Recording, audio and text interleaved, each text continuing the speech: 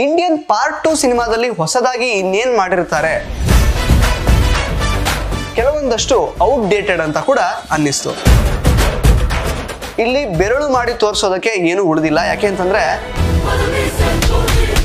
Kamal Haasan entry ಸೀನ್ಗೆ updated version of Indian ಸಿನಿಮಾದ BGM ಅನ್ನೇ ಬಳಸಿರೋದು. ಇದರಿಂದಾನೇ ಫಸ್ಟ್ ಹಾಫ್ ಕೆಲವು ಕಡೆ ಲ್ಯಾಗ್ ಅಂತ ಕೂಡ ಅನ್ನಿಸ್ತು. ಈ ಸಿನಿಮಾ ನೋಡಿದಾಗ ಒಂದು ಸ್ಯಾಟಿಸ್ಫ್ಯಾಕ್ಟರಿ ಫೀಲೇ ಬರಲಿಲ್ಲ. ಒಂದು ಇಡೀ ಸಿನಿಮಾ ಆಗಿ ಇನ್ನೂ ಏನೋ ಬೇಕಿತ್ತಲ್ಲ ಅಂತ ಅನ್ಸುತ್ತೆ. ಪಾರ್ಟ್ 1 ನಲ್ಲಿ ಇದ್ದಂತಹ ಆರ್ಗ್ಯಾನಿಕ್ ಎಮೋಷನ್ಸ್ ಈ ಸಿನಿಮಾದಲ್ಲಿ ಮಿಸ್ಸಿಂಗ್ ಅಂತ ಅನಿಸ್ತು. ನಮಸ್ಕಾರ ಸ್ನೇಹಿತರೆ, ನ್ಯಾಷನಲ್ ಟಿವಿಯ ಸಿನಿಮಾ ರಿವ್ಯೂ ಸೆಗ್ಮೆಂಟ್ಗೆ ಸ್ವಾಗತ. ನಾನು ಸುಜಯ್ ರಾಜ್. ಸ್ನೇಹಿತರೆ, ತಮಿಳಿನ ಸೆಲೆಬ್ರೇಟೆಡ್ ಡೈರೆಕ್ಟರ್ ಶಂಕರ್ ನಿರ್ದೇಶನದ ಇಂಡಿಯನ್ ಪಾರ್ಟ್ 2 ಸಿನಿಮಾ ಇವತ್ತು ರಿಲೀಸ್ ಆಗಿದೆ.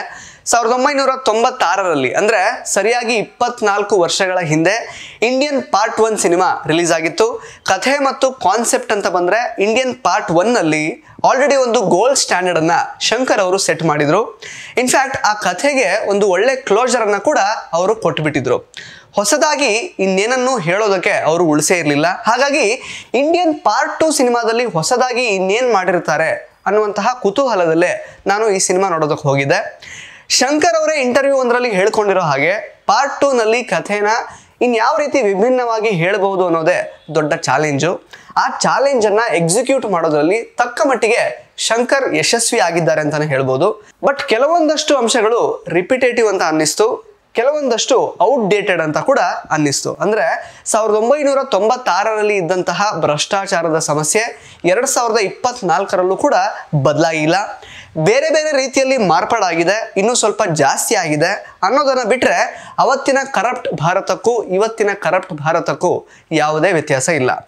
ಹಾಗಾಗಿ ಭ್ರಷ್ಟಾಚಾರಿಗಳನ್ನ ಇಂಡಿಯನ್ ತಾತ ಹುಡುಕಿ ಕೊಲ್ಲೋದು ರಿಪಿಟೇಟಿವ್ ಅಂತ ಅನ್ನಿಸ್ತು. ಆದ್ರೆ ಕೊಲ್ಲುವ ರೀತಿಯಲ್ಲಿ ಸ್ವಲ್ಪ ಇನೋವೇಟಿವ್ ಆಗಿ ಯೋಚನೆ ಮಾಡಿದ್ದಾರೆ. ಅದನ್ನ ಎಂಟರ್ಟೈನಿಂಗ್ ಆಗಿ ತೋರಿಸುವಂತಹ ಪ್ರಯತ್ನವನ್ನ ಕೂಡ ಮಾಡಿದ್ದಾರೆ. ಪಾರ್ಟ್ 1 ನಲ್ಲಿ ಬರೀ ತಮಿಳುನಾಡು ರಾಜ್ಯದ ಭ್ರಷ್ಟರ ನಿಗ್ರಹಕ್ಕೆ ಸೀಮಿತವಾಗಿದ್ದಂತಹ ಇಂಡಿಯನ್ ತಾತ ಪಾರ್ಟ್ 2 ನಲ್ಲಿ ಇಂಟರ್ನ್ಯಾಷನಲ್ ಲೆವೆಲ್ನಲ್ಲಿ ಕರಪ್ಟ್ ಆಗಿರುವವರ ಹಿಂದೆ ಬಿದ್ದು ವೆರೈಟಿ ಆಗಿ ಅವರನ್ನ ಕೊಲ್ತಾರೆ.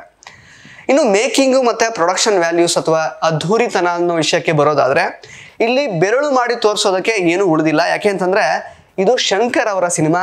ದಕ್ಷಿಣ ಭಾರತೀಯ ಚಿತ್ರರಂಗದಲ್ಲಿ ಅದ್ಧೂರಿ ಸಿನಿಮಾಗಳಿಗೆ, ಲಾರ್ಜರ್ ದ್ಯಾನ್ ಲೈಫ್ ಸಿನಿಮಾಗಳಿಗೆ ಅಡಿಪಾಯ ಹಾಕಿ ಕೊಟ್ಟಿದ್ದೆ ಅವರು. ಸೊ ಹಾಗಾಗಿ ಚಿತ್ರದ ಮೇಕಿಂಗ್ ಬಗ್ಗೆ ಎರಡು ಮಾತೇ ಇಲ್ಲ. ಇನ್ನು ಸ್ಪೆಷಲ್ ಅಂತ ಅನಿಸಿದ್ದು ಇವತ್ತಿನ ಯಂಗ್ಸ್ಟರ್ಸ್ ಹೇಗೆ ಕರಪ್ಷನ್ಗೆ ಸ್ಪಂದಿಸ್ತಾರೆ ಅನ್ನುವಂತಹ ವಿಷಯ.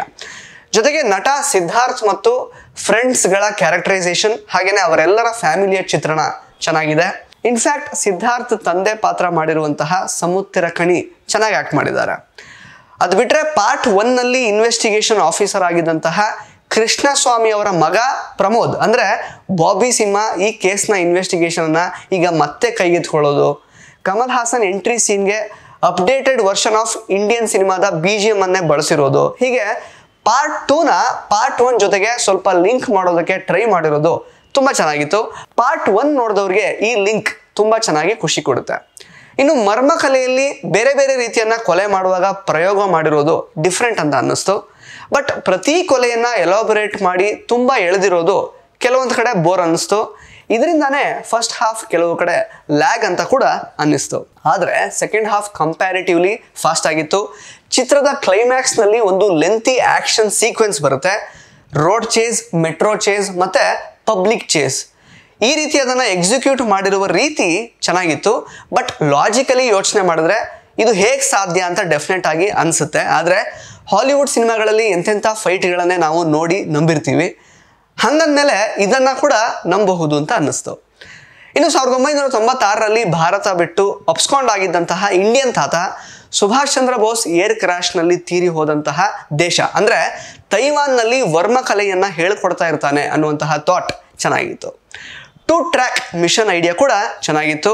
ಅದನ್ನ ಪ್ರಾಕ್ಟಿಕಲಿ ಎಕ್ಸಿಕ್ಯೂಟ್ ಮಾಡಿದ್ರೆ ಯಾವ ರೀತಿ ಪರ್ಸನಲಿ ಸಮಸ್ಯೆ ಆಗುತ್ತೆ ಅನ್ನೋದನ್ನ ತುಂಬಾ ಚೆನ್ನಾಗಿ ತೋರಿಸಿದ್ದಾರೆ.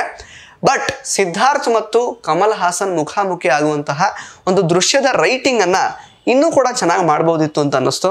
ಅದು ಬಿಟ್ರೆ ಹಾಡುಗಳಲ್ಲಿ 2 ಹಾಡು ಮಾತ್ರ ಚಿತ್ರದ ಪೇಸ್ಗೆ ಹೊಂದಿಕೆ ಆಗೋ ತರ ಇತ್ತು. ಬಟ್ ಇಂಡಿಯನ್ ಪಾರ್ಟ್ 1 ಹಾಡುಗಳ ಹತ್ರಕ್ಕೂ ಕೂಡ ಯಾವ ಹಾಡು ಬಂದಿಲ್ಲ ಅಂತ ಅನ್ನಿಸ್ತು. ಅದು ಬಿಟ್ರೆ ಚಿತ್ರದ ಕ್ಲೈಮ್ಯಾಕ್ಸ್ ನಲ್ಲಿ ಕ್ಲೋಜರ್ ಏನು ಕೊಟ್ಟಿಲ್ಲ, ಅದನ್ನ ಪಾರ್ಟ್ 3ಗೆ ಉಳಿಸ್ಕೊಂಡಿದ್ದಾರೆ. ಹಾಗಾಗಿ ಈ ಸಿನಿಮಾ ನೋಡಿದಾಗ ಒಂದು ಸ್ಯಾಟಿಸ್ಫ್ಯಾಕ್ಟರಿ ಫೀಲೇ ಬರಲಿಲ್ಲ. ಓವರ್ ಆಲ್ ಆಗಿ ಬಿಟ್ಸ್ ಅಂಡ್ ಪೀಸಸ್, ಈ ಮೇಕಿಂಗು ಮತ್ತೆ ರಿಚ್ನೆಸ್, ಇದೆಲ್ಲ ಕಾರಣಗಳಿಂದ ಸಿನಿಮಾ ಎಂಗೇಜಿಂಗ್ ಆಗಿ ನೋಡ್ಸ್ಕೊಂಡು ಹೋಗುತ್ತೆ. ಆದರೆ ಒಂದು ಇಡೀ ಸಿನಿಮಾ ಆಗಿ ಇನ್ನೂ ಏನೋ ಬೇಕಿತ್ತಲ್ಲ ಅಂತ ಅನ್ಸುತ್ತೆ. ಕಮಲ್ ಹಾಸನ್ ನಟನೆ ಬಗ್ಗೆ ಮಾತಾಡೋದಕ್ಕೆ ಏನು ಉಳಿದಿಲ್ಲ. ಈ ಏಜಲ್ಲೂ ಕೂಡ ಬಹಳ ಕನ್ವಿನ್ಸಿಂಗ್ ಆಗಿ ಅವರು ಫೈಟ್ ಸೀಕ್ವೆನ್ಸಸ್ಗಳಲ್ಲಿ ಕಾಣಿಸ್ಕೊಂಡಿದ್ದಾರೆ. ಅವರು ಸ್ಕ್ರೀನ್ ಮೇಲೆ ಬಂದ್ರೇ ಒಂದು ಎನರ್ಜಿ ಬರುತ್ತೆ.